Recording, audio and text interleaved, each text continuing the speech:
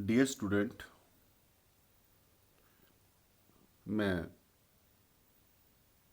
Rajendra Singh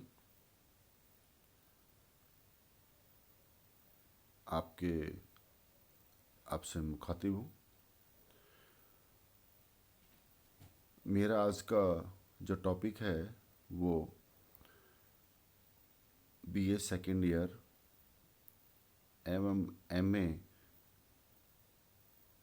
previous के भूगोल के विद्यार्थी भी सुन सकते हैं, जो एमए प्रीवियस में थॉट के नाम से भौगोलिक विचारधारा जिसे कहते हैं, उनके लिए भी उपयोगी है।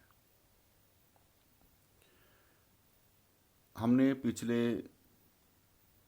3-4 लेक्चर में थॉट के संबंध में या मानव भूगोल के संबंध में डिस्कस किया है, जिसमें हम बात कर रहे हैं विकास और इतिहास पर। इसी क्रम में हमने पूर्व में जो 3 पार्ट हैं विकास और इतिहास के, प्राचीन काल, मध्यकाल और वर्तमान काल, प्राचीन काल पर हम पूरा विस्तार से डिस्कस कर चुके हैं। अभी मध्यकाल पर हम डिस्कस करेंगे। आज मध्यकाल पर मध्यकालीन भूगोल, जैसा कि आपको मैंने पूर्व में बताया था, जो प्राचीन कालीन भूगोल है या भूगोलवेत्ताओं का योगदान है, वो 600 ईस्वी पूर्व से 300 ईस्वी तक के पीरियड को प्राचीन काल में सम्मिलित किया गया है। इसके पश्चात 300 ईस्वी पूर्व से लगभग 1250 ईस्वी, 300 ईस्वी से, सॉरी मैं इसको गलत बोल जाता हूँ, 300 ईस्वी से 1250 ईस्वी तक के पीरियड को हम मध्यकाल में सम्मिलित करते हैं। जबकि यूरोप, ये जो भूगोलवेत्ता हैं, वो इसे 1500 ईस्वी पूर्व तक भी मानते हैं। हाँ, लेकिन आज हम बात कर रहे हैं शॉर्ट में, मैं जल्दी टॉपिक पे आता हूँ, मध्यकालीन भौगोलिक योगदान या मेडाइवल ज्योग्राफिकल कंट्रीब्यूशन।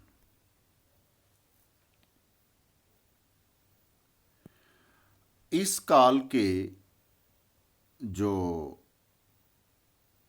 पीरियड है, जो 300 ईस्वी से 1700 ईस्वी तक का जो पीरियड है, उसे हम 2 भागों में बांटते हैं। पहला भाग है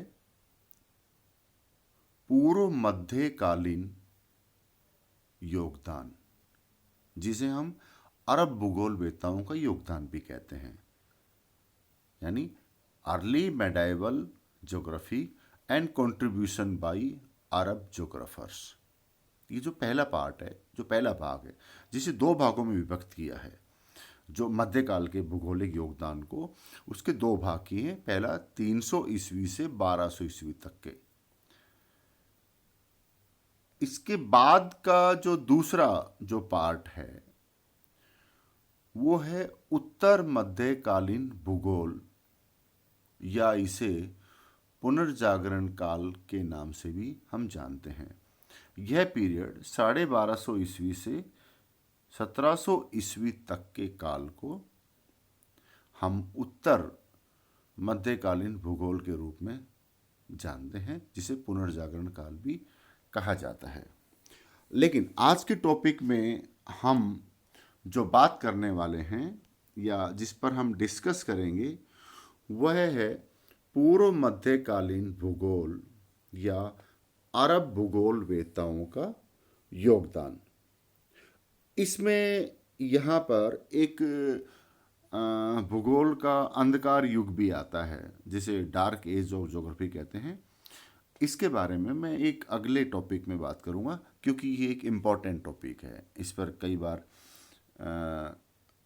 सवाल भी आते हैं, भूगोल का अंधकार युग क्या है, उसके बारे में आप क्या जानते हैं। इस पर मैं अपने नेक्स्ट टॉपिक में बात करूंगा। आज हम बात करते हैं पूर्व मध्यकालीन भूगोल या अर्बन भूगोल वेताओं का योगदान।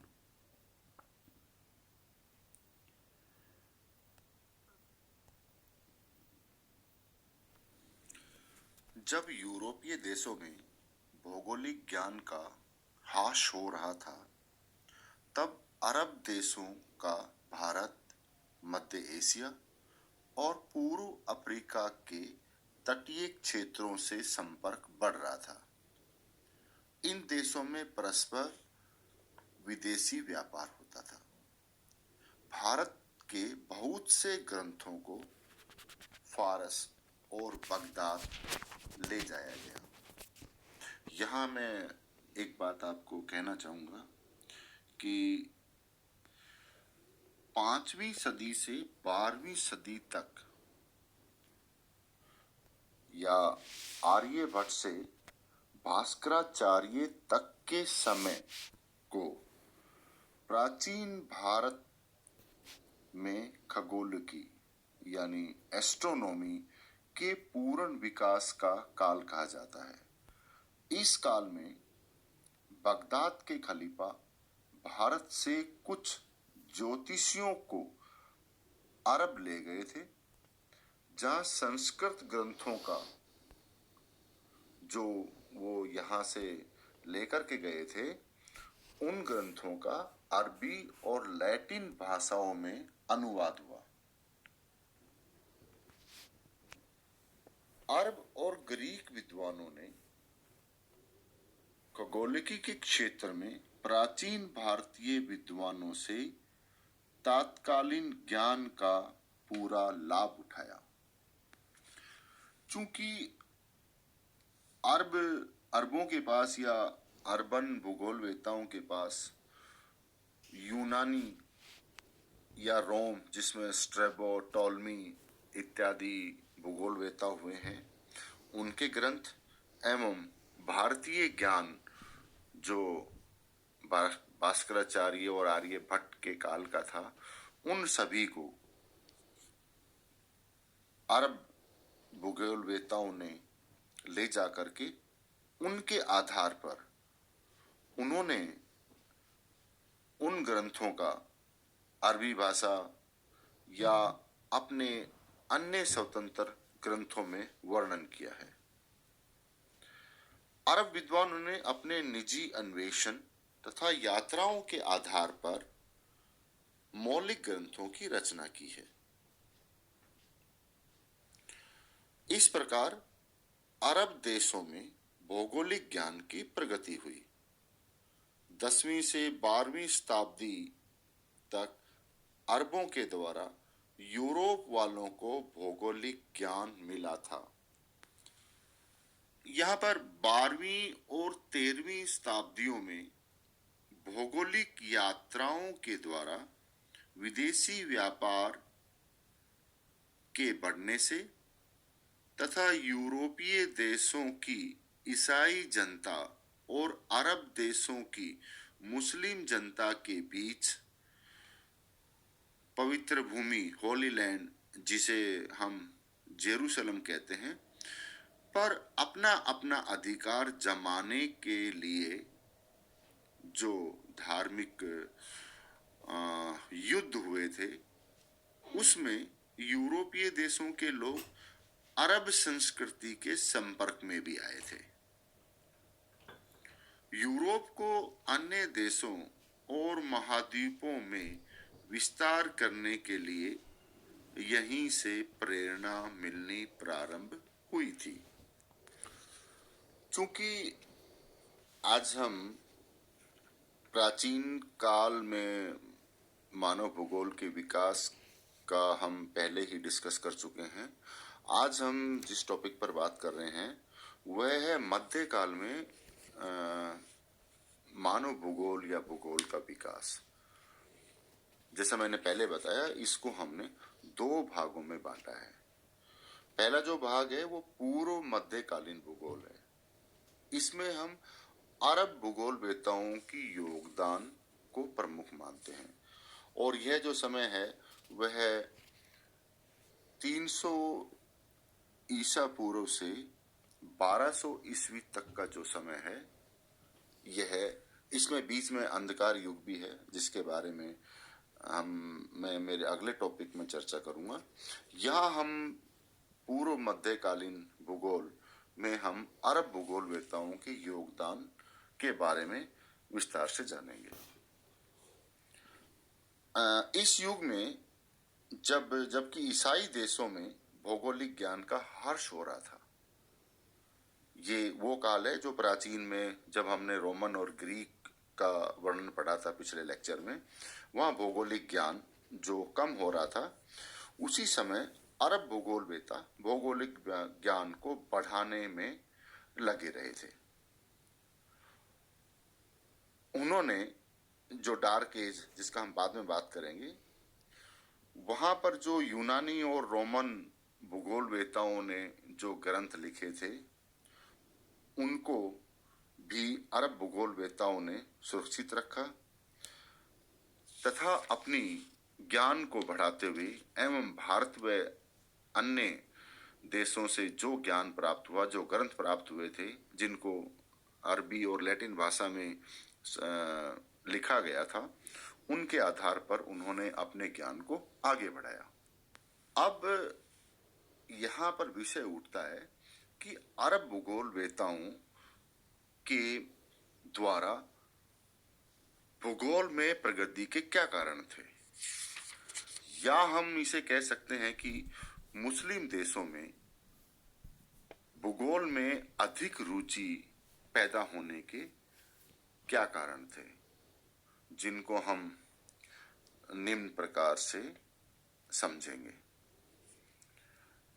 इसमें जो पहला जो कारण है वह है विस्तृत अरब साम्राज्य। 7वीं शताब्दी के बाद अरब साम्राज्य का विस्तार बहुत ज्यादा हो गया था, जो अटलांटिक महासागर से लेकर मध्य एशिया से लेकर चीन तक फैला हुआ था। इस कारण से नए क्षेत्रों की जानकारी में रुचि जागृत हो गई थी। यहाँ साम्राज्य विस्तार भी एक कारण रहा है। नंबर 2 पे जो कारण है वह है परिवहन और यात्रा के सुगम तथा विस्तृत मार्ग। जिस समय रोमन साम्राज्य अपने उत्कर्ष पर था, तब दक्षिणी पूर्वी यूरोप और पश्चिमी एशिया के देशों में लंबे लंबे मार्गों का निर्माण हुआ। उनके द्वारा परिवहन और यात्राएं सुगम हुई। मध्य एशिया और पश्चिमी एशिया के रेगिस्तानी प्रदेशों में ऊंटों के मार्गों को खोजा गया, जिससे अन्य देशों में आने जाने की सुविधाएं प्राप्त हों। तीसरा कारण यहां पर रहा है व्यापार में वृद्धि। अरब साम्राज्य के विस्तार में अरब, सीरिया, टर्की, मिस्र, Sudan, Libya, Lebanon, Jordan, Iraq, Iran, Afghanistan, मध्य एशिया, पूर्व रूसी तुर्किस्तान आदि के प्रदेश सम्मिलित थे।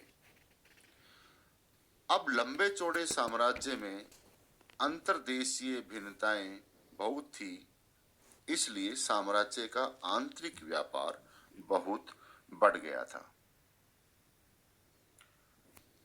इसके अतिरिक्त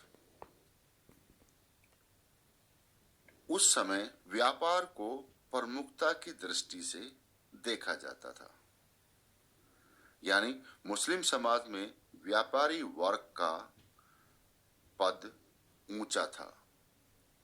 हजरत मोहम्मद स्वयं एक व्यापारी थे।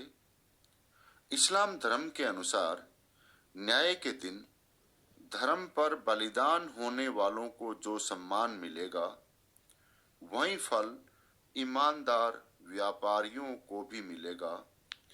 इस विश्वास से भी व्यापार को प्रोत्साहन मिला। इसके फलस्वरूप भूमध्य सागरीय देशों स्पेन, पुर्तगाल, इटली, उत्तरी अफ्रीका के देश, भारत तथा अन्य एशियाई देशों के बीच होने वाले अंतर्राष्ट्रीय व्यापार में अरब व्यापारियों ने भाग लिया या व्यापारिक संबंध स्थापित किए। व्यापार के बढ़ने से विभिन्न देशों के भौगोलिक अध्ययन एवं भौगोलिक वर्णों को खूब प्रोत्साहन मिला था। नेक्स्ट जो फोर्थ पॉइंट है वह है यूनानी सभ्यता के देशों पर विजय।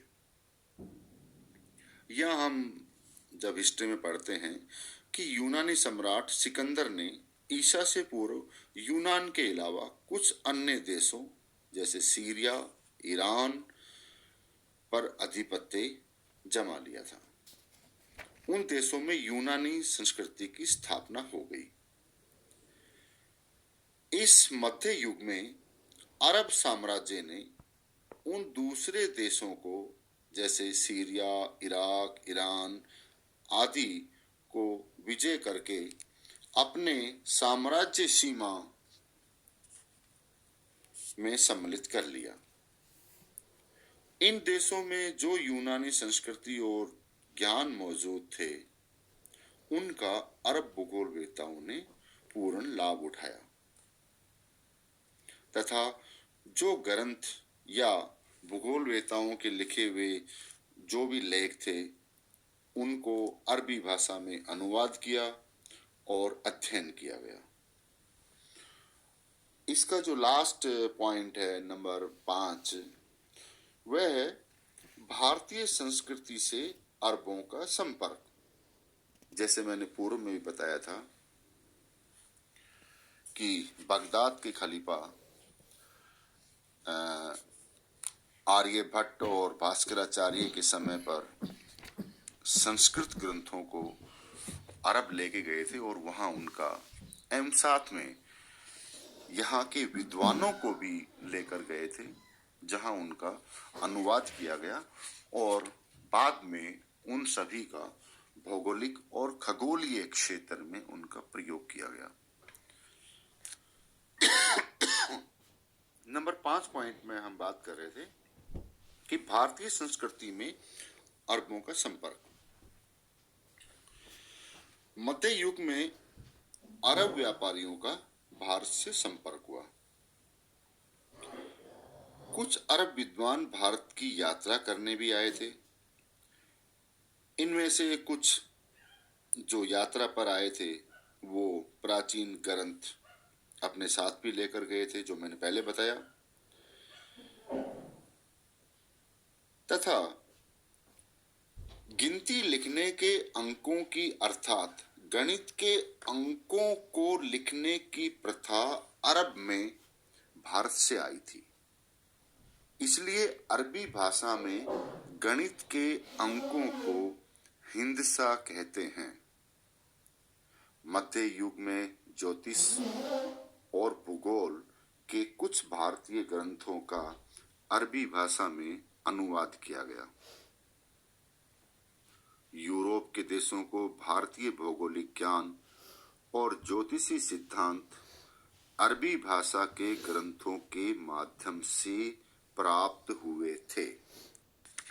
डियर स्टूडेंट, आज के टॉपिक में हमने डिस्कस किया है या जाना है कि मध्यकाल में भारत का भौगोलिक विकास किस क्रम में रहा, और इस मध्यकाल को हमने 2 भागों में बांटा है।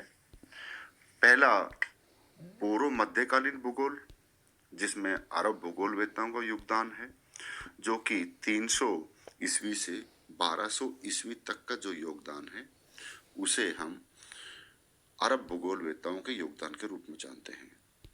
इसके पश्चात जो दूसरा पार्ट है, जिसको मैं अपने अगले लेक्चर में आपसे डिस्कस करूंगा, वह है उत्तर मध्यकालीन भूगोल या पुनर्जागरण काल, यह 1250 या 1250 से 1700 ईस्वी तक के काल को, जिसे पुनर्जागरण काल भी कहा जाता है। इस लेक्चर, आगे वाले लेक्चर में मैं इस पर आपसे डिस्कस करूंगा। और हाँ, अगर बीच में समय मिला तो एक इम्पॉर्टेंट जो डार्क एज ऑफ ज्योग्राफी, उस पर भी हम डिस्कस करेंगे कि प्राचीन और मध्य या पूर्व मध्यकालीन जो भूगोल वेता थे, इसके बीच में कुछ पीरियड था जो जिसको डार्क एज कहा जाता है, उसके बारे में हम बाद में चर्चा करेंगे। उम्मीद है आपको मेरा लेक्चर जानकारी पूर्वक लगा होगा। मैं उम्मीद करता हूं आपको ये पसंद आया होगा। Thank you.